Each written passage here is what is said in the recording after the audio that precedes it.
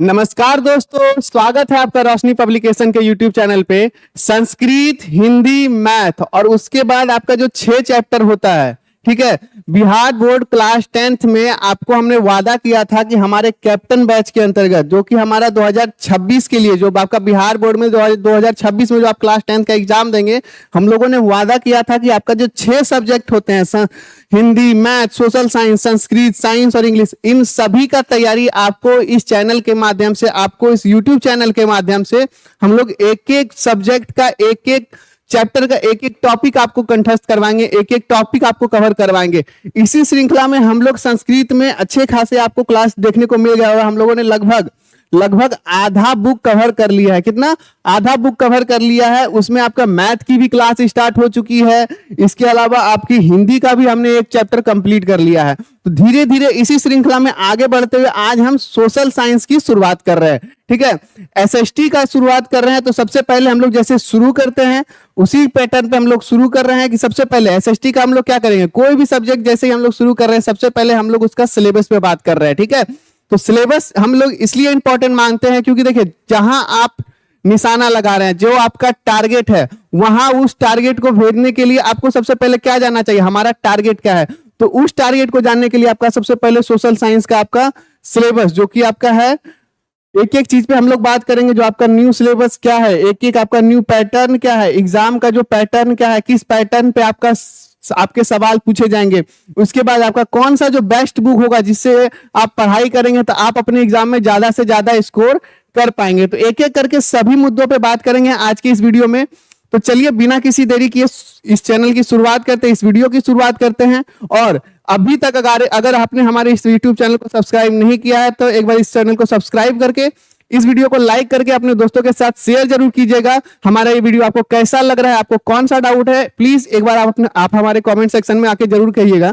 और चलिए इस वीडियो की शुरुआत करते हैं। और आज का जो है सोशल साइंस का हम लोग सिलेबस डिस्कस करेंगे। क्या टॉपिक आने वाला है, बिहार बोर्ड का जो ऑफिशियल सिलेबस है, जो बिहार बोर्ड रिलीज करता है, Bihar school examination board Patna, वो मेरे हाथ में है। और आपका एक एक टॉपिक देखिए, इसमें क्या आपका चैप्टर वाइज के बाद कौन कौन सा टॉपिक है वो सारा आपका इसमें मेंशन है। इसीलिए मैं इसे अपनी प्रिंट करवा के लाया हूं, इसको भी मैं डिस्कस करूंगा और एक एक चीज, एक एक पॉइंट आपको कवर करूंगा कि आपको क्या पढ़ के जाना है जिसके कारण आपका 450 प्लस का सपना साकार हो। आप एक सपना लेके चले। पहले के टाइम में होता था कि बच्चा अगर 300 आ गया, 5 डिवीजन आ गया, एक बड़ी गर्व की बात होती थी। लेकिन अभी के टाइम आपका क्या है, विदाउट 80%, विदाउट 90% बहुते लोगों को आ रहा है। वो कारण है क्योंकि बच्चे अच्छे तरीके से पढ़ाई कर रहे हैं। तो वो कैसे अच्छे तरीके से, एक सिलसिलेवार तरीके से पढ़ाई कर रहे हैं और उसी में हम लोग सिलेबस आज डिस्कस करेंगे ताकि आपका भी जो हो पढ़ाई जो हो एक पैटर्न में हो सके, ठीक है। तो एक एक करके हम लोग शुरू करेंगे। सबसे पहले हम लोग सामाजिक विज्ञान की यानी एसएसटी यानी सोशल साइंस की बात करेंगे, जो आपका हर विषय में आपका जो 100 मार्क्स होता है। तो सोशल साइंस में आपका जो लिखित परीक्षा होता है वो 80 मार्क्स की होती है, सबको पता होगा। एसएसटी में हमारा 20 मार्क्स प्रैक्टिकल से आता है।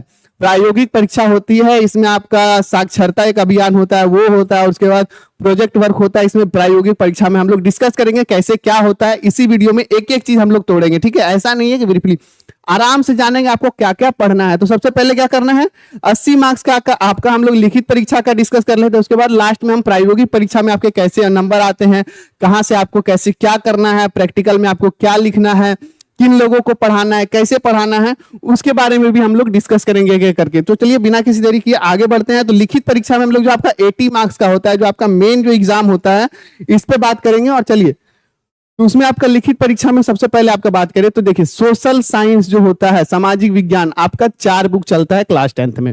ये चारों बुक आप यहाँ पे देख सकते हैं आराम से।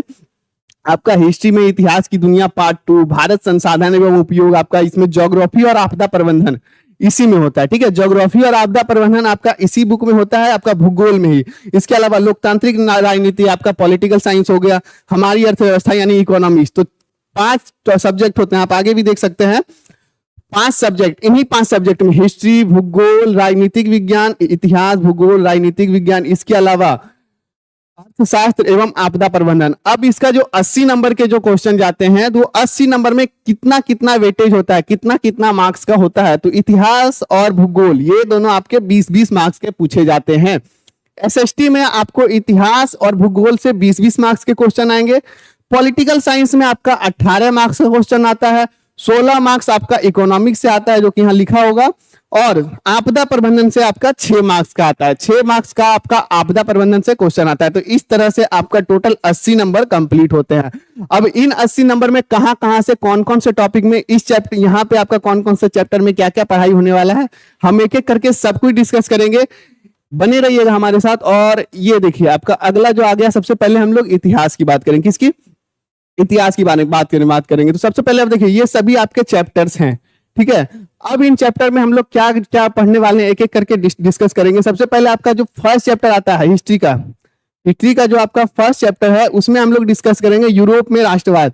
तो यूरोप में राष्ट्रवाद अगर आप बेसिकली देखे जाए तो इकाई 1 यहाँ पे भी लिखा हुआ है यूरोप में राष्ट्रवाद। आपका इसमें पढ़ना है सबसे पहले नेपोलियन के बारे में बात करना है, इसके बाद मेटरनिक, फिर जुलाई 1830 की क्रांति के बारे में बात करना है, इसके प्रभाव क्या है, फिर आपका इसके बाद सन 1848 की क्रांति, इटली का एकीकरण, तो आपका सब इसी में है। जर्मनी हो गया, जर्मनी का एकीकरण के बारे में बात करेंगे, काउंट काउर, गेरीवाल्डी, इन सब के बारे में आपका किसमें यूरोप में राष्ट्रवाद जो है आपका इसमें हम लोग देखने वाले हैं। और ये जो फर्स्ट चैप्टर होता है ना, एक चीज मैं यहाँ पे क्लियर कर देना चाहूंगा, किसी भी सब्जेक्ट का फर्स्ट चैप्टर उससे क्वेश्चन आ रहा है कंपलसरी होता है, ठीक है। किसी भी सब्जेक्ट का, चाहे आप उसको आपदा प्रबंधन से उठा लीजिए, राजनीतिक विज्ञान से उठा लीजिए, हिस्ट्री से उठा लीजिए, ज्योग्राफी से उठा लीजिए, किसी भी सब्जेक्ट का फर्स्ट चैप्टर से आपका क्वेश्चन आना कंपलसरी होता है।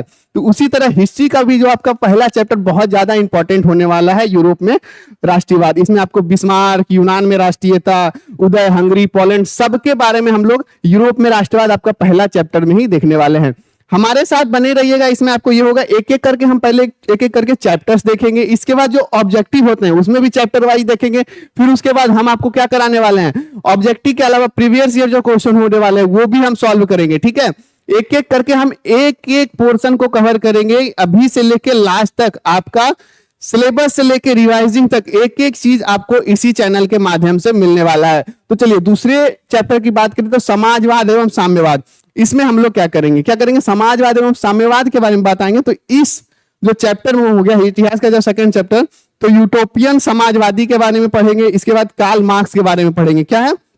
कार्ल मार्क्स के बारे में हम लोग इसमें पढ़ने वाले हैं। इसके बाद आपका भौतिकवाद हो गया, उसके बाद मार्क्स तथा प्रथम अंतरराष्ट्रीय संघ, इन सब के बारे में पढ़ेंगे।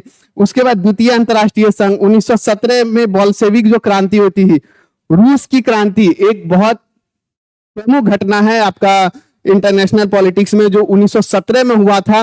प्रथम विश्व युद्ध के दौरान जो आपका 14 से जो 18 के बीच जो विश्व युद्ध चल रहा था, उसमें जो एक बीच में जो बहुत महत्वपूर्ण इंसिडेंस हुआ था रूस की क्रांति, उसके बारे में पढ़ेंगे। उसके बाद आपका क्या है, मार्च में की जो क्रांति, निरंकुश जो शासन था रूस में, जो जार निकोलस का जो शासन था, उसके बारे में हम लोग पढ़ेंगे। समाजवाद एवं साम्यवाद के बारे में इसमें पढ़ेंगे। चलिए आगे बढ़ेंगे। हिंद चीन में राष्ट्रवादी आंदोलन। हिंद चीन यानी देखिए यहाँ पे हिंद चीन, इंडिया और चाइना की बात नहीं, लाओस, कंबोडिया और वियतनाम, ये 3 देश हैं। कितने देश? 3 देश हैं, लाओस, कंबोडिया, वियतनाम। इन तीनों देश को मिला के हिंद चीन कहा जाता है, ठीक है। क्या कहा जाता है? हिंद चीन कहा जाता है। और इसमें जो है राष्ट्रवादी आंदोलन, इन तीनों देश में क्या क्या आंदोलन हुए वो सारे बारे में हम पढ़ेंगे। सबसे पहले हम व्यापारिक कंपनियों के आगमन की बात करेंगे। जिस प्रकार भारत में बहुत सारी व्यापारिक कंपनियां, east India company, Dutch east India company, Spanish, वो सारी जो यूरोपियन कंपनियां आई थी, वो सारे ना सिर्फ इंडिया में, अलग अलग देशों में भी गई थी। तो उसी में हिंद चीन में भी गई थी। कैसे आगमन हुआ, फिर उसका कैसे प्रभुत्व स्थापित हुआ, फिर राष्ट्रीयता उसमें कैसे विकास हुआ, फिर हिंद चीन में राष्ट्रवाद का जो विकास हम उसके बारे में पढ़ाते हैं। फिर उसके बाद वियतनामी स्वतंत्रता, हिंद चीन के प्रति फ्रांसीसी नीति, तो फ्रांस का जो वर्चस्व था वो हिंद चीन पे अधिक था। किसका था? जिस प्रकार यहाँ पे आपका ब्रिटिश का वर्चस्व था, उसी प्रकार हिंद चीन में फ्रांसीसियों का वर्चस्व था। आगे फिर अमेरिका का जो उस पे हस्तक्षेप होता है, अमेरिका जो उस एरिया पे हस्तक्षेप करता है, अमेरिका के जो इंटरेंस होते हैं उसके बारे में, अमेरिका के साथ एक युद्ध भी होता है उसके बारे में पढ़ेंगे, जिसमें अमेरिका हार जाता है। एक चीज आप ध्यान दीजिएगा, अमेरिका जो युद्ध करता है हिंद चीन में, वो हार जाता है। एक एक करके हम पढ़ेंगे। बहुत सारी इंटरेस्टिंग फैक्ट जो है वो इसमें हम देखने वाले हैं। हिंद चीन वाले में, राष्ट्रीयता आंदोलन में देखने वाले हैं। इसके बाद गृह युद्ध होता है, फिर कंबोडिया संकट, वियतनाम में जो गृह युद्ध होता है, फिर जो वियतनाम जो बट जाता है, उत्तरी वियतनाम, दक्षिणी वियतनाम, फिर उसका एकीकरण होता है। तो एक एक करके हम पूरे हिस्ट्री को समझेंगे। और ये हिस्ट्री में आपका ये सारा अभी तक ये 3 चैप्टर हम लोग देखेंगे, ठीक है। एक एक चीज यहाँ पे कवर होगा, क्या क्या हम पढ़ाने वाले हैं, एक एक चीज हम सब चीज कवर करने वाले हैं। भारत में राष्ट्रवाद, अगला आपका इतिहास का पोर्शन में देखेंगे भारत में राष्ट्रवाद। सबसे पहले कहा यूरोपियन राष्ट्रवाद, देखने के बाद हम लोग रसिया चलते हैं। किधर चलते हैं? सेकंड चैप्टर में हम लोग रूस के बारे में पढ़ते हैं। उसके बाद क्या हिंद, चीन, लाओस, कंबोडिया, वियतनाम के बारे में पढ़ते हैं। लेकिन विदेश को पढ़ने के बाद हम लोग कहा भारत में राष्ट्रवाद को पढ़ते हैं कि भारत में राष्ट्रवाद का उदय कैसे हुआ, भारत को में राष्ट्रवाद का जन्म कैसे हुआ, इन सब के बारे में हम पढ़ते हैं। तो भारत में राष्ट्रवादी में बहुत सारे टॉपिक्स हैं, वो मैं बता देना चाहूंगा।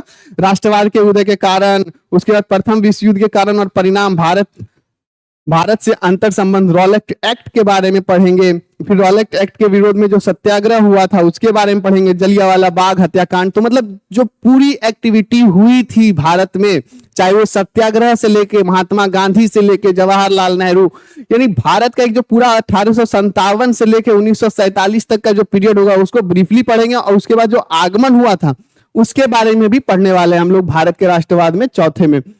और यहाँ फिर उसके बाद अर्थव्यवस्था और आजीविका। अर्थव्यवस्था और आजीविका आपका कौन सा? 5वां चैप्टर होने वाला है हिस्ट्री में। हिस्ट्री में आपका जो 5वां चैप्टर होने वाला है अर्थव्यवस्था और आजीविका, इसमें हम पढ़ेंगे सबसे पहले औद्योगिकीकरण पढ़ेंगे, फिर औपनिवेशिकवाद, भारत में फैक्ट्रियों की स्थापना कैसे हुई, तो भारत की जो अर्थव्यवस्था कैसे कैसे आरंभ हुई, सबसे पहले जो ब्रिटिश आए वो क्या लेके आए, वो कैसे फैक्ट्रियां स्थापित किए, उसके बाद फिर औपनिवेशिकवाद कैसे यहाँ पे जन्म हुआ, फिर कैसे फैक्ट्रियां लगी, मजदूरों के आजीविका, कुटीर उद्योग, लघु उद्योग, मध्यम उद्योग, सभी उद्योगों के बारे में हम लोग पढ़ेंगे। उसके बाद शहरीकरण एवं शहरी जीवन के बारे में पढ़ेंगे। सबसे पहले यहाँ कस्बा क्या होता है उसके बारे में पढ़ेंगे, इंग्लैंड के बारे में, महानगर, फिर सामाजिक बदलाव, शहरी जीवन, फिर यहाँ पे शहरी जीवन के बारे में हम लोग अच्छे से पढ़ने वाले हैं। व्यापार और भूमंडलीकरण, ट्रेड एंड ग्लोबलाइजेशन, तो ग्लोबलाइजेशन के बारे में जो बेसिकली आप जानते हैं 1992 में जब हमारे वित्त मंत्री कौन थे? मनमोहन सिंह जी थे, तो उन्होंने जो ग्लोबलाइजेशन किया था उसके क्या परिणाम हुए इसके बारे में हम लोग पढ़ेंगे। क्या पढ़ेंगे? इसमें 19वीं की प्रारंभिक एवं 20वीं शताब्दी का जो बाजार था, यानी 19th सेंचुरी का जो मार्केट था इंडिया का, ठीक है, 19th सेंचुरी बोलते हैं तो क्या होते हैं? देखिए सेंचुरी का एक मतलब मैं यहाँ पे एक बार समझा देता हूँ। सेंचुरी का मतलब होता है अगर आपके 19th सेंचुरी बोला जा रहा है तो 1900 से पहले का, 1800 से बाद का जो टाइम होता है, यानी 1801 से 1899 तक के समय को 19वीं सेंचुरी बोलते हैं, ठीक है। तो यही सब आपका जो है एक चीज हम पढ़ने वाले हैं, भूमिका पढ़ने वाले हैं, फिर वैश्विक बाजार का स्वरूप, विश्व बाजार की उपयोगिता, विश्व बाजार के लाभ और हानि, विश्व बाजार के बारे में पढ़ेंगे, ठीक है। उसके बाद क्या आर्थिक मंदी पढ़े, आर्थिक मंदी के बारे में पढ़ेंगे, आर्थिक मंदी के कारण के बारे में पढ़ेंगे। तो एक एक करके हम सभी टॉपिक को आपका व्यापार एवं भूमंडलीकरण में पढ़ने वाले हैं। फिर प्रेस संस्कृति एवं राष्ट्रवाद, ये आपका शायद 8वां चैप्टर होने वाला। हाँ, 1 2 3 4 5 6 7 8 चैप्टर होने वाला है। ये आपका 8वां चैप्टर जो होने वाला है, ये आपका जो है, अगर आप ये पीडीएफ चाहते हैं, इसमें आपका टॉपिक वाइज लिखा हुआ है। आप हमारे इस चैनल को सब्सक्राइब जरूर कर लीजिएगा। सब्सक्राइब करके हम जल्दी एक अपना टेलीग्राम चैनल लॉन्च करेंगे जिसमें आपको इस क्लास का और ये जो भी हमारा जो कंटेंट होगा वो आपको फ्री में प्रोवाइड किया जाएगा आपको उस टेलीग्राम के जरिए। तो वो जल्द ही आपका आज से कल में आपको मिल जाने वाला है। तो उसमें क्या है, प्रेस संस्कृति एवं राष्ट्रवाद के बारे में हम लोग इसमें पढ़ेंगे। अब इसमें क्या पढ़ेंगे? मुद्रण का इतिहास। मुद्रण यानी क्या? मुद्रा वाला नहीं, प्रिंट्स का इतिहास, यानी प्रिंटिंग का इतिहास क्या है। सबसे पहले प्रिंटिंग कहाँ आया? चाइना में आया। उसके बाद इंडिया में कब आया, और इंडिया में जब आया तो उसका प्रिंटिंग कहाँ से शुरू हुआ, कैसे शुरू हुआ, अभी प्रेस का स्वरूप क्या है। तो ये पूरा हम लोग प्रेस और संस्कृति, और उसके साथ वो जो प्रेस की क्या भूमिका थी हमारे राष्ट्रवाद में, प्रेस की क्या भूमिका रही, ग्लोबली क्या भूमिका रही, उसके बारे में हम लोग ये पूरा पढ़ने वाले हैं। तो हिस्ट्री में आपको इतना चैप्टर पढ़ना है, और 8 चैप्टर में हर एक टॉपिक वाइज मैंने अभी थोड़ा थोड़ा सिखाया है। एक एक करके जब हम चैप्टर्स लेते जाएंगे तो सारा आपका धीरे धीरे कंप्लीट होने वाला है। एक एक चीज हम लोग सारा कंप्लीट देखने वाले हैं। 8 चैप्टर देखेंगे। इन 8 चैप्टर से आपका कुल 20 मार्क्स का क्वेश्चन आता है, ऑब्जेक्टिव और सब्जेक्टिव मिला के। 10 मार्क्स आपका सब्जेक्टिव में आएंगे और 10 मार्क्स आपका ऑब्जेक्टिव में आता है, ठीक है। तो एक बार आप हिस्ट्री को भी बहुत अच्छे से पढ़ लेंगे। हिस्ट्री ना सिर्फ आपका 10th में काम देगा, आपके आगे बहुत सारी परीक्षाएं होंगी, प्रतियोगी परीक्षाएं होंगी, आपका जो जनरल कंपटीशन का जो एग्जाम होगा उसमें भी आपका बहुत काम देने वाला है। तो एक बार आप हमारे साथ जुड़े रहेंगे तो एक एक करके हम सारा टॉपिक कवर करेंगे, ठीक है। इतिहास के बाद हम लोग आगे चलते हैं। इसके बाद आता है जो आपका सेकंड बेस्ट जो होता है। क्या होता है? सेकंड जो ज्यादा नंबर आता है, यानी 20-20 नंबर दोनों आपका, हिस्ट्री से भी और भूगोल से भी, ज्योग्राफी से भी आपका उतना ही मार्क्स आने वाला है। तो इसमें आपका क्या करेंगे, भूगोल की बात करें भूगोल में भी आपका ज्यादा नहीं 5 ही चैप्टर है। कितना है? 5 ही चैप्टर है। 5 चैप्टर में आपका ये एक आसान सा है, आसान भी बोल सकते हैं जिनके लिए, मानचित्र अध्ययन के बारे में पढ़ेंगे। अलग अलग मानचित्र को अध्ययन कैसे किया जाता है, अलग अलग तरीके से कैसे मानचित्र को दर्शाया जाता है, तो वो सारी चीज हम लोग इसमें समझेंगे। तो सबसे पहले भारत संसाधन एवं उपयोग, भारत में क्या क्या संसाधन उपलब्ध है, संसाधन के महत्व, संसाधनों का वर्गीकरण, संसाधनों के प्रकार, संसाधन का नियोजन कैसे, इन सभी टॉपिक के बारे में हम लोग पढ़ने वाले हैं। संसाधनों का संरक्षण और सतत विकास क्या होता है, सतत विकास के बारे में भी हम लोग इसी में पढ़ेंगे। यानी अभी के संसाधनों का विवेकपूर्ण उपयोग करना ही सतत विकास कहलाता है। तो ये सारा टॉपिक हम लोग पहला चैप्टर भूगोल में हम लोग कवर करेंगे, जो कि एक भारत के पर्सपेक्टिव से होगा, इंडिया के पर्सपेक्टिव से होगा। ये मैं क्यों बोल रहा हूं, क्योंकि आपका देखिए चौथा चैप्टर बिहार कृषि एवं वन संसाधन, या फिर बिहार के बारे में भी एक इसमें चैप्टर है, जो कि एक देखिए भारत के पर्सपेक्टिव से भी संसाधन और बिहार के पर्सपेक्टिव से भी संसाधन, इसमें हमारा दोनों चैप्टर है। ठीक है।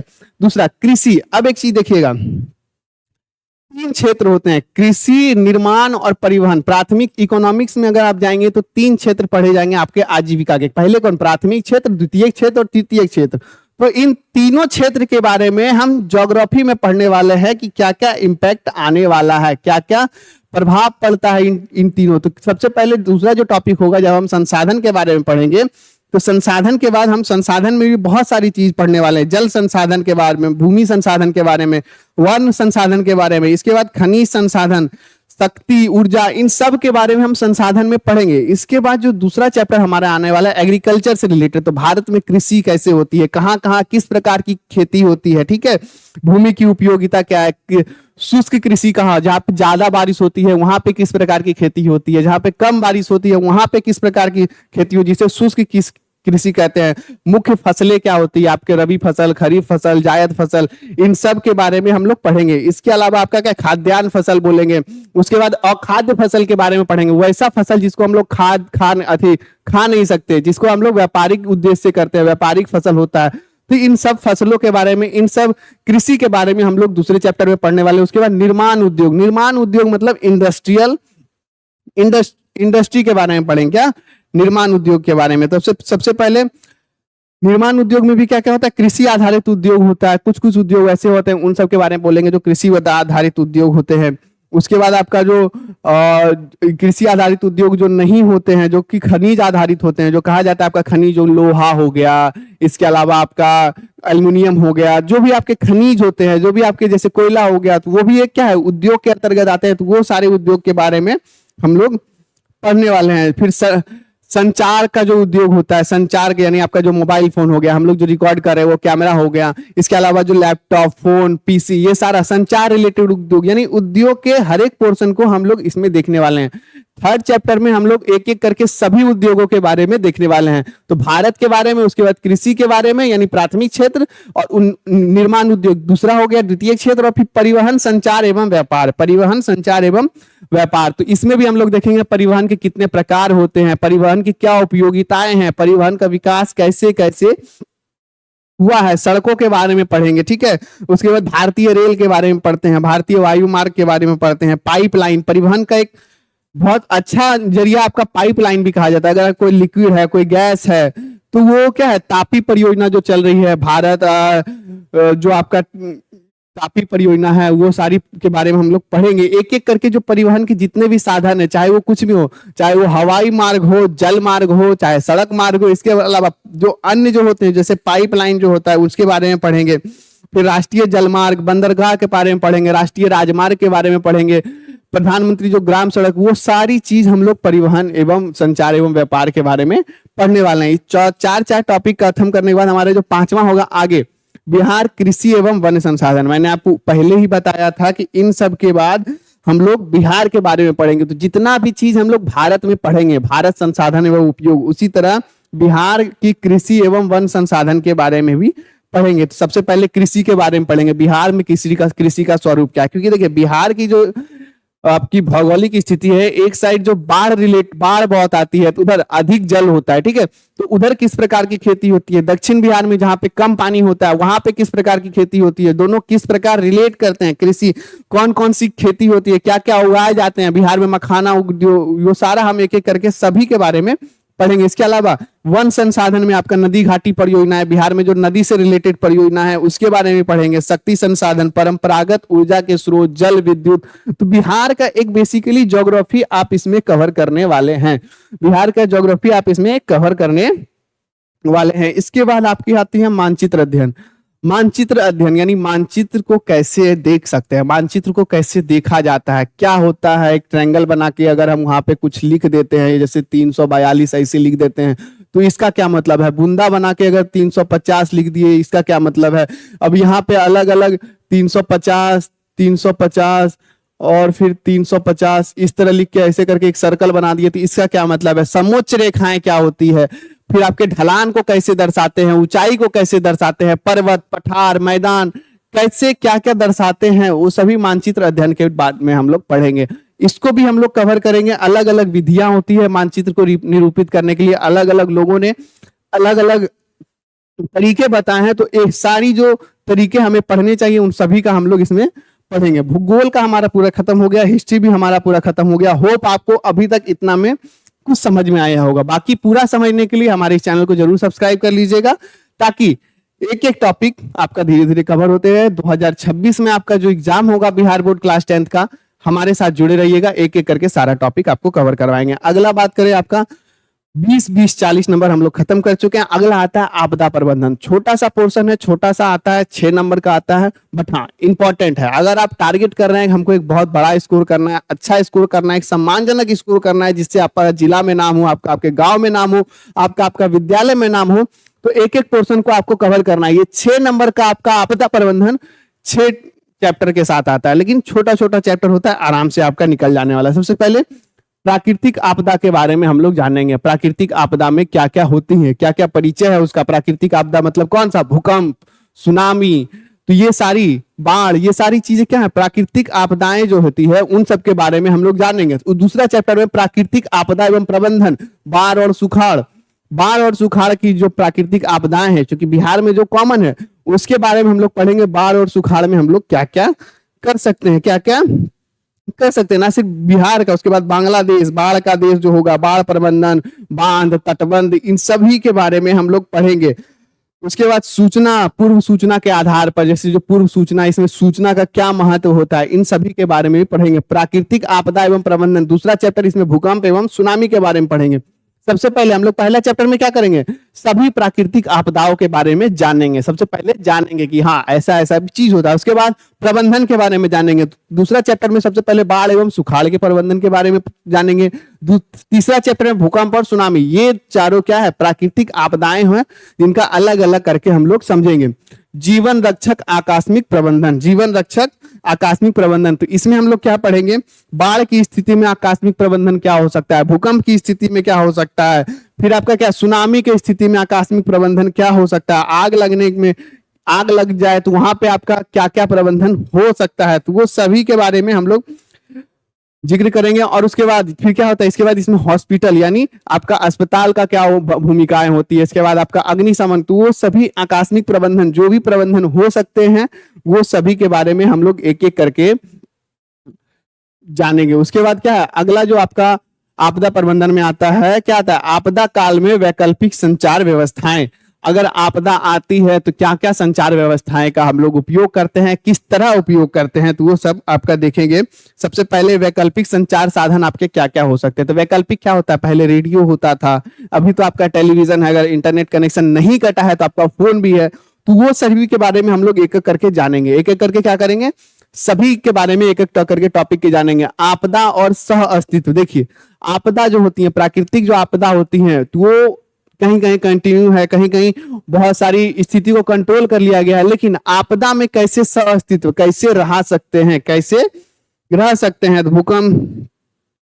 भूकंप, सुनामी और उसके बाद क्या, बाढ़, सुखाड़, इन सब में कैसे सह अस्तित्व हो सकता है। गैर सरकारी और अर्ध सरकारी संगठनों के बारे में जानेंगे। इसमें एनजीओज के बारे में जानेंगे कि कैसे किसी आपदा से लड़ने के लिए किसी सरकार की क्या भूमिका होती है, किसी गैर सरकारी संगठन की क्या भूमिका होती है, किसी एनजीओ की क्या भूमिका होती है, या फिर किसी पार्टी में भी, मतलब देखते हैं कहीं भी अगर कुछ होता है, किसी प्रकार की कोई आपदा आती है, तो क्या क्या जो होती है, क्या क्या मदद मिलती है, वो सारी चीजों के बारे में हम लोग जानेंगे, क्या क्या करना चाहिए। तो पूरा एक आपदा प्रबंधन का एक पूरा ये 6 टॉपिक में हम लोग लगता है अच्छी खासी जानकारी आपका इसमें होती है। चलिए आगे बढ़ेंगे। इसमें हम लोग राजनीतिक विज्ञान, पॉलिटिकल साइंस आपका कितना 18 मार्क्स का मैंने बताया था।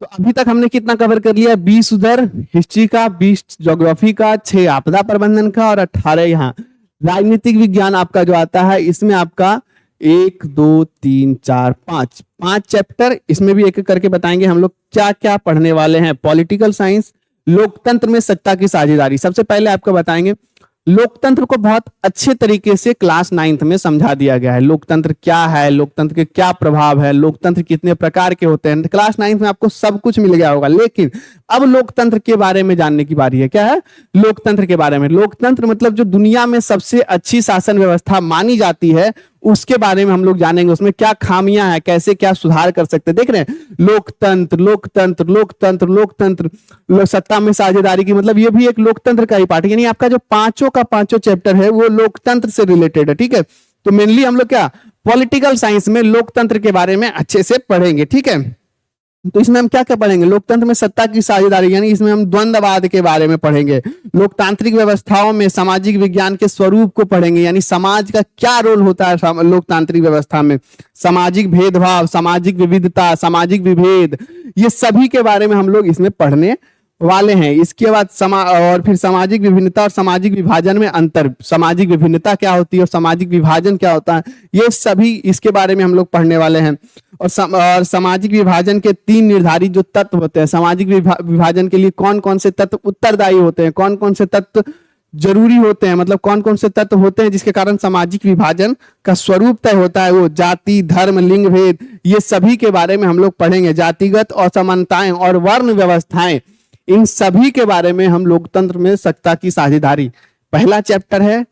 जैसे कि मैंने आपको हर बार बताया है कि देखो ऐसा है, कुछ भी हो, किसी भी बुक हो, पहला चैप्टर बहुत इंपॉर्टेंट होता है। किसी से क्वेश्चन आए ना आए, पहला चैप्टर से जरूर आता है। तो इसमें भी आपका क्या फर्स्ट चैप्टर बहुत ज्यादा इंपॉर्टेंट होता है। चलिए आगे हम लोग इसमें पढ़ते हैं। दूसरा चैप्टर की बात करें तो सत्ता में साझेदारी की कार्यप्रणाली, सत्ता में साझेदारी की कार्यप्रणाली। तो भारत में जो सत्ता है, भारत की जो सत्ता है, भारत में किस तरह वर्क करती है, आपका संघीय कार्यप्रणाली के बारे में जानेंगे। आपका हम लोग जानेंगे किस प्रकार केंद्रीय नेतृत्व क्या करता है, जो राज्य स्तर की जो राज्य सरकारें होती है उनका क्या कार्य है।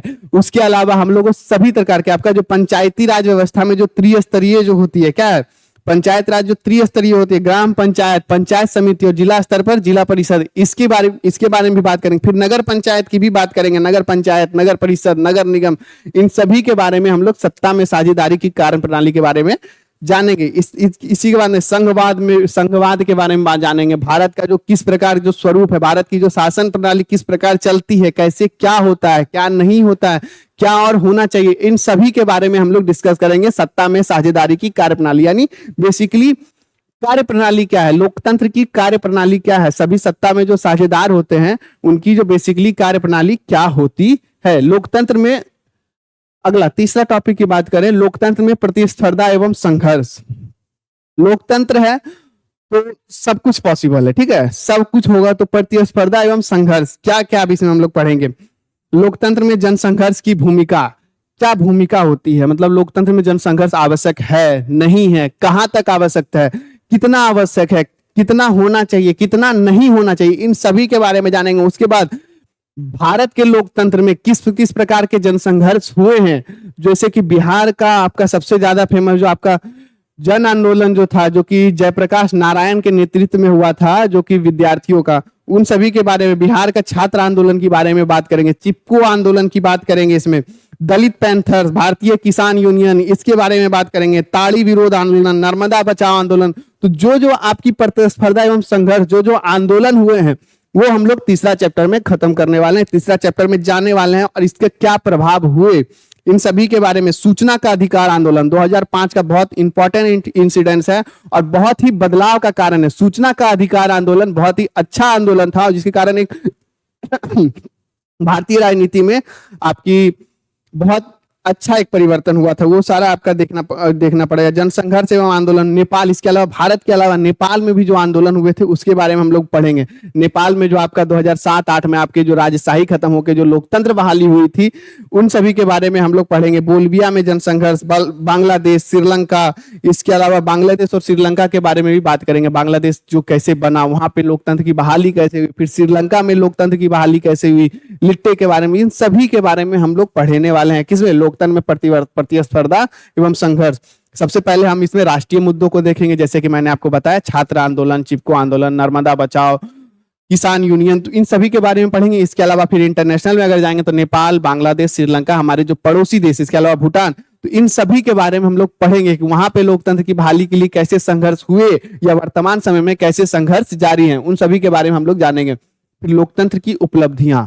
लोकतंत्र, क्योंकि सब लोग कहते हैं बहुत अच्छी शासन प्रणाली है, सबसे अच्छी शासन प्रणाली में जो लोकतंत्र गिनी जाती है, तो उसकी क्या क्या उपलब्धि है उसके बारे में हम लोग जानेंगे। तो लोकतंत्र की उपलब्धियों के बारे में जानेंगे।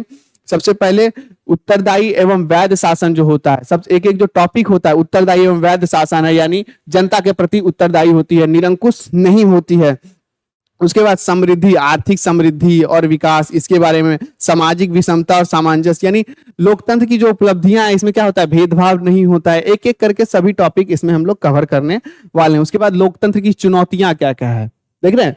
लोक उपलब्धि तो ठीक है, लेकिन इस लोकतंत्र को कैसे बेटर बनाया जाए, कैसे अच्छा किया जाए, उसके बारे में हम लोग इसमें पढ़ने वाले हैं। तो उसमें क्या होता है, अलग अलग तरह की चुनौतियां और राजनीतिक सुधार शामिल है, या फिर आर्थिक सुधार पे भी हम लोग बात करेंगे। तो अलग अलग चुनौतियों के बारे में हम लोग बात करेंगे कि जिससे लोकतंत्र और अच्छा हो सकता है। तो चलिए, इतना टॉपिक जिनको जिनको समझ में आ गया, अब हमारा एक आखिरी बचा हुआ है जो कि आपका इकोनॉमिक्स होता है। ठीक है, इकोनॉमिक्स जो शायद आपका क्लास 8 तक आपको देखने को नहीं मिलता, और क्लास 9th में ऐसे एकदम आ धमकता, छोटा सा बुक होता है, पतला सा बुक होता है, और शायद शुरू होता है तो आपका आराम से निकलने का है। ठीक है, तो ज्यादा नहीं, आपका चैप्टर में भी 3-3-6, यानी सेकंड हाईएस्ट चैप्टर आपका इकोनॉमिक्स में, सबसे ज्यादा आपका हिस्ट्री में चैप्टर है। तो इकोनॉमिक्स में हमारा ये जो 7 चैप्टर है, इन 7 चैप्टर में भी बहुत इंपॉर्टेंट चैप्टर होता है, क्योंकि देखिए इकोनॉमिक्स आपका 9th से ही शुरू होता है, लेकिन आगे आपका फ्यूचर में बहुत सारा काम देने वाला है। आप चाहे किसी भी क्षेत्र में जाएं, अगर आप आर्ट्स के क्षेत्र में यानी कला के क्षेत्र में जाते हैं, तो इकोनॉमिक्स आपके लिए एक बहुत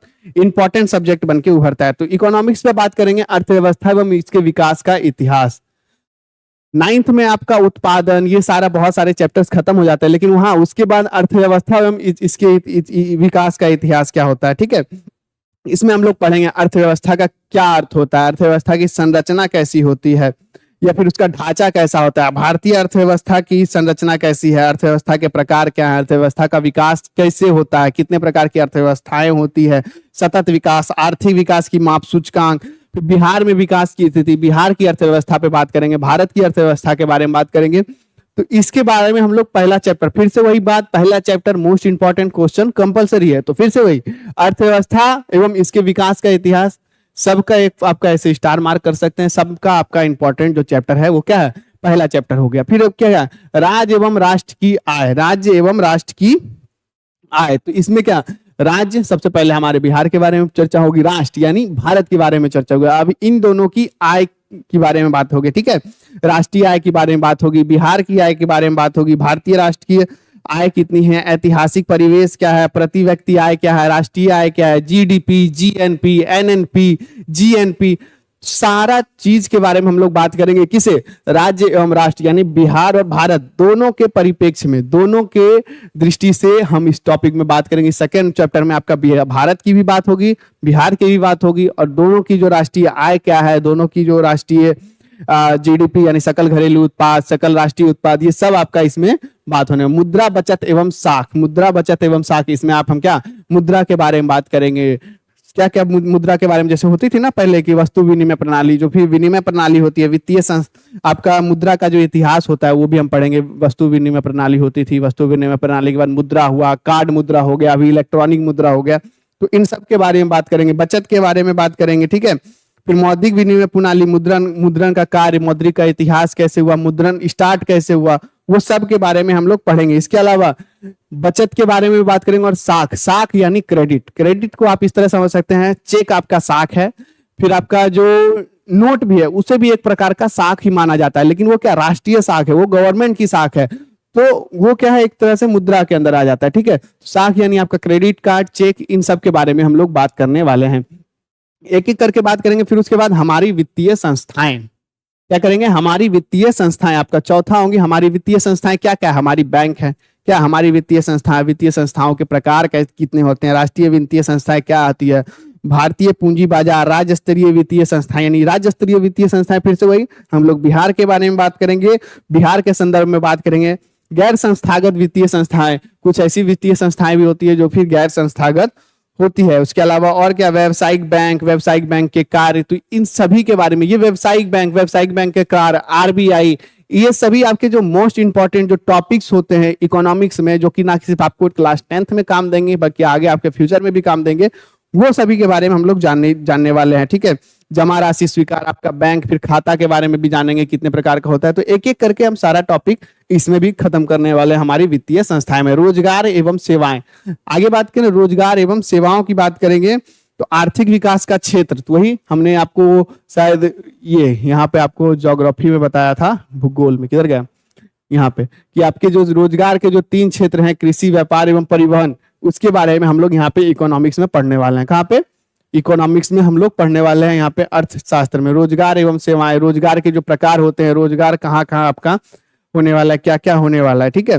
रोजगार के कितने क्षेत्र हैं, ठीक है, सेवा क्षेत्र की क्या भूमिका है, कृषि क्षेत्र की क्या भूमिका है, फिर औद्योगिक क्षेत्र की क्या भूमिका है, तीनों एक दूसरे से कैसे रिलेटेड है, कैसे कनेक्ट करता है एक दूसरे से, हमारी बुनियादी सुविधाएं क्या होती है, हमारी बुनियादी सुविधाओं के लिए रोजगार का क्या महत्व है, ये सभी के बारे में हम लोग बात करेंगे। आगे हम लोग बात करेंगे वैश्वीकरण की, किसमें, वैश्वीकरण का। और वैश्वीकरण क्या है, वैश्वीकरण क्या है, वैश्वीकरण कैसे, क्या इसकी उपयोगिता है, कैसे ये लाभ पहुंचाता है, कैसे हानि देती है, बहुराष्ट्रीय कंपनियों के बारे में बात करेंगे। वैश्वीकरण की जैसी बात होती है तो बहुराष्ट्रीय कंपनियां की बात होती है। बहुराष्ट्रीय कंपनियां वैसी कंपनियां जिसका व्यापार एक देश से दूसरे देश में होता है, दूसरे से तीसरे देश में, यानी वैसी कंपनियां जिसका प्रेजेंस एक से अधिक देशों में होता है, उसे बहुराष्ट्रीय कंपनियां कहते हैं। उसके बारे में हम लोग बात करेंगे, बहुराष्ट्रीय कंपनियों के बारे में।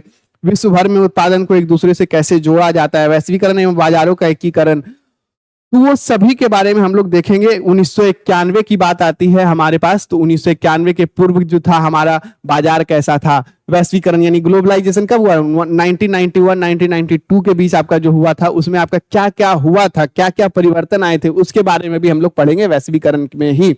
उपभोक्ता संरक्षण एवं जागरण, जागो ग्राहक जागो, ये सभी के बारे में आपका सबसे जो लास्ट चैप्टर है उपभोक्ता संरक्षण के बारे में।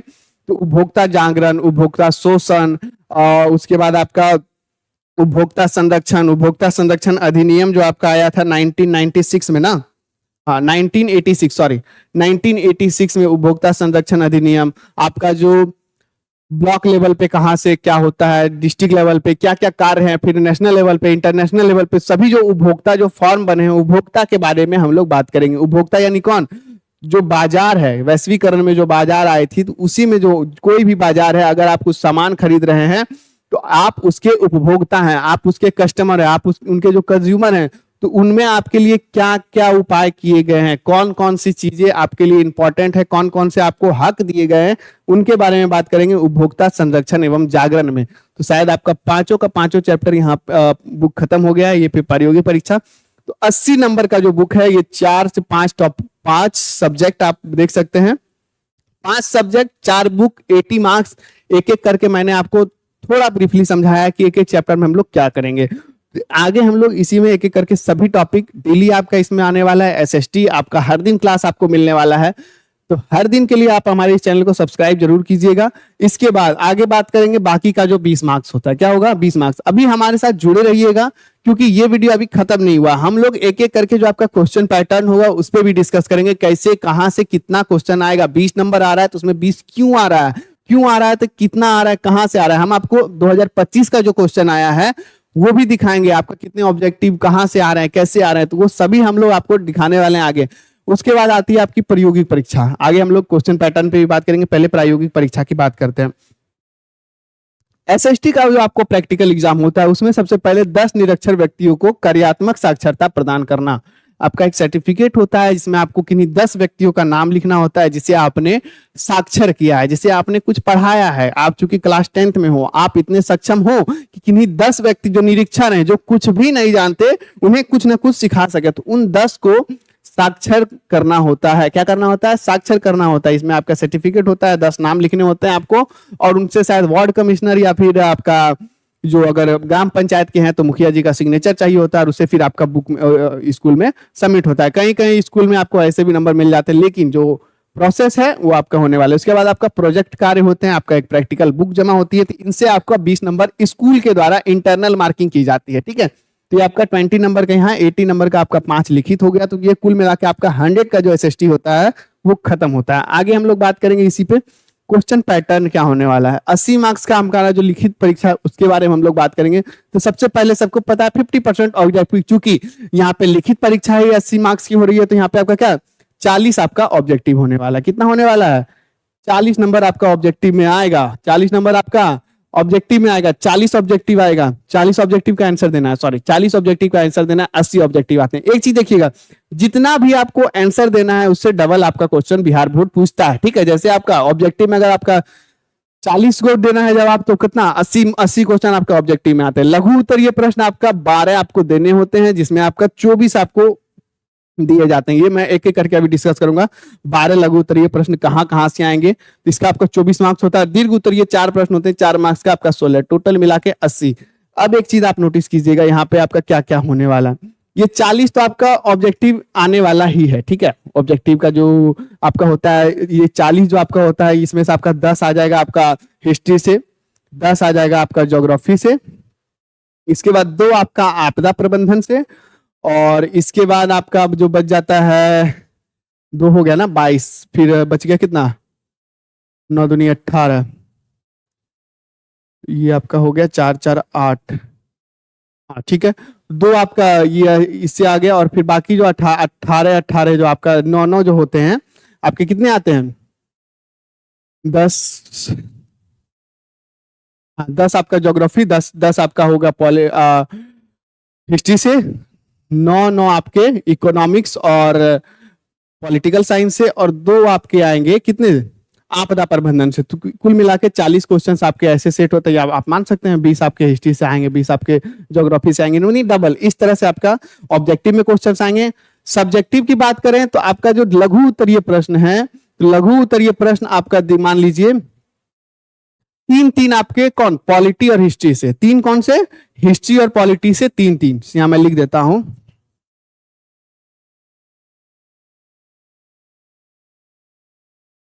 हिस्ट्री से 3,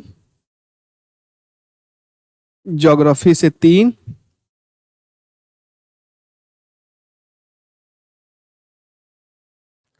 पॉलिटिकल से 2, और कौन सा बचा? History, political, geography, economics. Economics से भी 2, और डिजास्टर मैनेजमेंट इससे भी 2, यानी देख लीजिए 3 3 6 6 4 10 10 और 2 12। यहां से आपका 12 दीर्घ उत्तरीय प्रश्न, सॉरी लघु उत्तरीय प्रश्न, और दीर्घ उत्तरीय प्रश्न आपका डिजास्टर मैनेजमेंट से नहीं आता है। डिजास्टर मैनेजमेंट से आपका नहीं आता है दीर्घ उत्तरीय, बाकी एक एक क्वेश्चन सभी से आएगा। एक क्वेश्चन आपका हाँ, एक क्वेश्चन हिस्ट्री में, एक क्वेश्चन ज्योग्राफी में, एक क्वेश्चन पॉलिटी में, एक क्वेश्चन इकोनॉमिक्स में। दीर्घ उत्तरीय प्रश्न आपका एक एक क्वेश्चन सभी चैप्टर से आने वाले हैं। आगे हम लोग इसमें बात करेंगे कि जो क्या क्वेश्चन किस तरह आ रहा है। मैं आपको बताया था, मैंने आपको क्वेश्चन भी दिखाऊंगा, तो एक एक करके आप एक बार देख लीजिएगा यहाँ पे क्वेश्चन कैसा आता है। व्यू पीडीएफ पे जाएंगे हम लोग, 1 मिनट। डिस्क एसएसटी, ओहो एसएसटी 2025 का एसएसटी का हर क्लास में जैसे कि हम लोग जब डिस्कस करते हैं, तो आपका जो क्वेश्चन जो होता है, क्वेश्चन पैटर्न, क्वेश्चन कहां से आ रहे हैं, उसके बाद मैं डायरेक्ट 2025 का जो क्वेश्चन है वो भी मैं आपको डिस्प्ले कराता हूं। ठीक है, तो सभी का हम लोग एक एक करके डिस्प्ले करके चेक करते हैं क्या आ रहा है आपका। ठीक है, नीचे चला जाएगा, ये यहाँ आ जाएगा। हाँ जी, तो ये आप देख रहे हैं कहां से आ रहा है, जाओ भाई ऊपर। हाँ, तो कौन सा 2025, ठीक है, माध्यमिक स्कूल परीक्षा 2025 का आपका एसएसटी का क्वेश्चन है। सोशल साइंस, सामाजिक विज्ञान, 80 + 32, यानी देख रहे हो 112 प्रश्न है और 2 घंटा 45 मिनट आपको टाइम दिया जाता है। 3 घंटा 15 मिनट इसीलिए नहीं दिया जाता है क्योंकि 20 नंबर आपका कम भी तो है, तो ठीक है, तो वहां से आपका हाफ एन आवर काट लिया जाता है। कितना? हाफ एन आवर काट लिया जाता है। तो एक एक करके देखेंगे। सबसे पहले ये तो आपका इंस्ट्रक्शन है, जो कि आपको मैं हमेशा सजेस्ट करता हूँ कि एक बार पहले इंस्ट्रक्शन आप पढ़ लीजिएगा, क्या करना है क्या नहीं करना है। कम से कम एक चैप्टर में, एक सब्जेक्ट में पढ़ लीजिएगा तो बाकी में आपको काम आएगा, या फिर आप इसे घर से भी पढ़ के जा सकते हैं। पहले से आपका क्वेश्चन आपका ऑनलाइन अवेलेबल होता है। तो चलिए यहाँ से आपका शुरू। सबसे लंबा राष्ट्रीय जलमार्ग कौन सा है? सरिसिका, केंगा परमाणु संयंत्र, ये सारा आपका ऑब्जेक्टिव जो आते हैं कुल मिला के, जैसे मैंने आपको बताया था 80, मैं इसको स्किप करूंगा फटाफट, ज्यादा टाइम नहीं लेना है। 80 ऑब्जेक्टिव आपका इसी तरह करके आते हैं। पूरा क्वेश्चन है आपका, एक बार आप पॉज करके देख सकते हैं। निम्नलिखित में किस संपत्ति में तरलता सबसे कम होती है? आपका इकोनॉमिक्स का क्वेश्चन चल रहा है। जवाहर रोजगार योजना कब शुरू हुई? तो ये सारा आपका इकोनॉमिक्स का है। अगर आप स्कोर करना चाहते हैं तो क्या है, आपको सारा सब्जेक्ट लेके चलना पड़ेगा और एसएसटी आपको लेके चलना ही होगा, एसएसटी और साइंस। तो आज से हम लोग एसएसटी भी शुरुआत कर रहे हैं। तो एक बार जो जो लोग नहीं जुड़े हैं, आपके अगर कोई फ्रेंड हो तो उसको ये चैनल और ये वीडियो जरूर एक बार शेयर कर दीजिएगा, ताकि 2026 में जो आपका एग्जाम होगा उसमें आप बहुत ज्यादा अच्छे से स्कोर कर पाइए। आपका फटाफट खत्म करते हैं, आओ जल्दी फटाफट। देख रहे हैं तो आपका कुल मिला के कितना 68 तक पहुंच गए हम लोग। 69, 90, 90, 71, 70, अब तक खत्म हो जाएगा। 76, 77, 78। आर्थिक नियोजन किसकी देन है?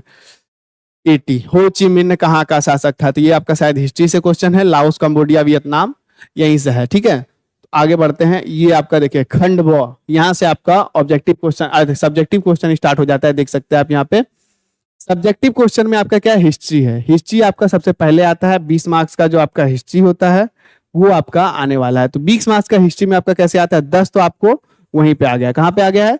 10 मार्क्स आपका ऑब्जेक्टिव में आ जाता है। और यहां से जो आपका सब्जेक्टिव में जो आता है, सब्जेक्टिव में आप एक बार देख लीजिएगा, 3 आपका लघु उत्तरीय प्रश्न, मैंने आपको बताया था 3 आपका लघु उत्तरीय प्रश्न, 2-2 मार्क्स का, 6 मार्क्स आपको यहां मिल जाएंगे। इसके बाद 3 आपके बाद, उसके बाद आपका एक दीर्घ उत्तरीय प्रश्न होगा। देखिए 3 पूछा जा रहा है, देखिए 3 का जवाब देना। यहाँ पे देखिए 6 पूछा गया है, ठीक है। कहाँ 6 पूछा गया है? यहाँ पे हट जाता हूं मैं।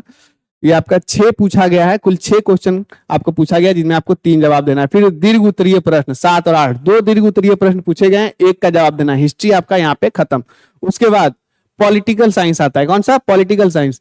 पॉलिटिकल साइंस में आपका कितना? 2 लघु उत्तरीय प्रश्न, जैसे कि मैंने आपको बताया था, 2 लघु उत्तरीय प्रश्न और 1 दीर्घ उत्तरीय प्रश्न आपको जवाब देने होते हैं। दिया कितना जाता है? लघु उत्तरीय प्रश्न आपको 4 दिए जाएंगे, दीर्घ उत्तरीय प्रश्न आपको 2 दिए जाएंगे। जैसे देखिए नगर निगम के प्रमुख अंगों का वर्णन करिए, आपका दीर्घ उत्तरीय है। वर्तमान भारतीय राजनीति में लोकतंत्र में कौन कौन सी चुनौतियां हैं? देखिए लोकतंत्र की चुनौतियां यहाँ डायरेक्ट एक चैप्टर से उठा के आपको दे दिया गया। चलिए आगे आपका इकोनॉमिक्स की बात करते हैं। इकोनॉमिक्स की बात करेंगे तो इसमें भी आपका क्या 2 लघु उत्तरीय प्रश्न और 1 दीर्घ उत्तरीय प्रश्न। 2 लघु उत्तरीय, तो 2 का जवाब देना है। इसमें आपको कितना 4 क्वेश्चन मिलेंगे। और दीर्घ उत्तरीय प्रश्न में आपका कहाँ गया? दीर्घ उत्तरीय प्रश्न आपका 1 का है, जो कि आपका 2 क्वेश्चन दिए जाएंगे, उसमें से आपको 1 देना है 4 मार्क्स का। आगे बात करेंगे हम लोग भूगोल की। भूगोल की बात करेंगे, इसमें भी आपका 10 मार्क्स का आता है। और इन 10 मार्क्स में आपका क्या है? 3 आपका लघु उत्तरीय और 1 दीर्घ उत्तरीय प्रश्न आपको आने वाला। कहां से? दीर्घ उत्तरीय प्रश्न आपका शायद वही दीर्घ उत्तरीय प्रश्न, जी हाँ, ये देखिए दीर्घ उत्तरीय प्रश्न 1 4। तो इसमें भी आपका 10 मार्क्स का आपका आने वाला है। आगे इसमें बात करेंगे आपदा प्रबंधन, डिजास्टर मैनेजमेंट की। किसकी? डिजास्टर मैनेजमेंट की। इसमें आपका दीर्घ उत्तरीय प्रश्न नहीं आता है। और दीर्घ उत्तरीय प्रश्न की जगह क्या आता है? 2-2 नंबर का 2 आपका लघु उत्तरीय प्रश्न आता है। कितना? लघु उत्तरीय प्रश्न जो 2-2 मार्क्स का होता है। बाकी आपका ये कंप्लीट हो गया है। 2-2 मार्क्स का आपको देने होते, मतलब 2 आंसर आपको देने होते हैं। जितना भी आपसे पूछा जाता है बिहार बोर्ड में, अगर आपसे 1 जवाब देना है, 1 जवाब देना है तो 2 क्वेश्चन पूछे जाएंगे। 2 में से किन्हीं 1 का जवाब आपको देना होता है। तो यही आपका पूरा है। मैंने आपको आज की इस चैप्टर में क्या क्या डिस्कस किया हम लोगों ने? सबसे पहले हम लोगों ने सब्जेक्ट के बारे में बात किया है। सब्जेक्ट के हर एक जो भी होती है आपके क्वेश्चन पैटर्न, कहाँ किस सब्जेक्ट का कितना वेटेज है उसके बारे में बात किया। किस सब्जेक्ट का क्या टॉपिक है, क्या चैप्टर है, उन चैप्टर के अंदर टॉपिक के बारे में थोड़ा हमने जाना है। उसके बाद हम लोगों ने क्वेश्चन पैटर्न के बारे में जाना है। फिर हम लोगों ने क्वेश्चन को भी जाना है। तो आई होप इसके बाद आपको सब्जेक्ट और सिलेबस से रिलेटेड एसएसटी, इसी तरह मैंने अभी जितना भी आपका सिलेबस समझाया वो सभी को इसी प्रकार समझाया है।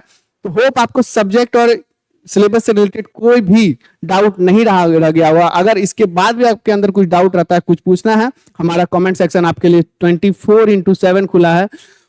एक बार जरूर आप हमारे इस वीडियो पे कमेंट कीजिएगा आपको कैसा लगा है। और इसके बाद अगर आप हमारे, जो कि आप जानते हैं, कैप्टन रोशनी पब्लिकेशन आपके लिए बहुत सारी बुक पब्लिश करती है, जो कि आपका क्लास 10, क्लास 11, 9, 12 ये सभी के लिए आपके लिए उपयोगी हैं। लिटरेचर के क्षेत्र में हमारी बुकें सभी जगह बेस्ट सेलर है, तो उसी के बारे में आपको बताना चाहता हूँ। कैप्टन गोधली हो गया, चाहे कैप्टन पीयूषम हो गया, वर्णिका हो गया, इसके बाद 9th 10th की भी बुक जो हो गई, उसके बाद 11 12 की, ये सभी की जो लिटरेचर होती है वो सभी आपको मिलने वाले हैं।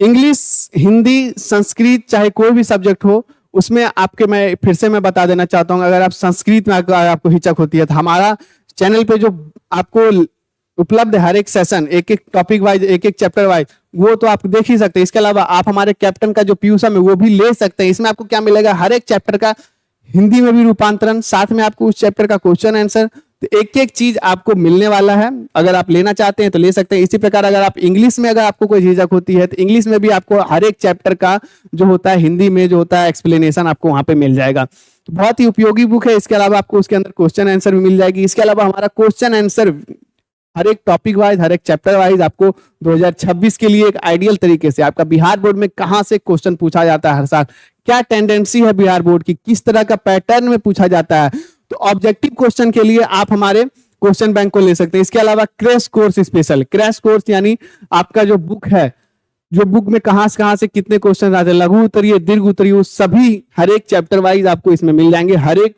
सब्जेक्ट के एक ही बुक में आपको पूरा सब्जेक्ट का सभी क्वेश्चन आपको मिलने वाला है। अगर आप ऑब्जेक्टिव के लिए पर्सपेक्टिव लेना चाहते हैं तो 2026 का question bank, question answer with bank ले सकते हैं। और क्रैश कोर्स में आपको पूरा ऑब्जेक्टिव सब्जेक्टिव पूरा मिल जाएगा। ये आपका फुल्ली ऑब्जेक्टिव के लिए डेडिकेटेड है। दोनों हमारी बेस्ट सेलर बुक है।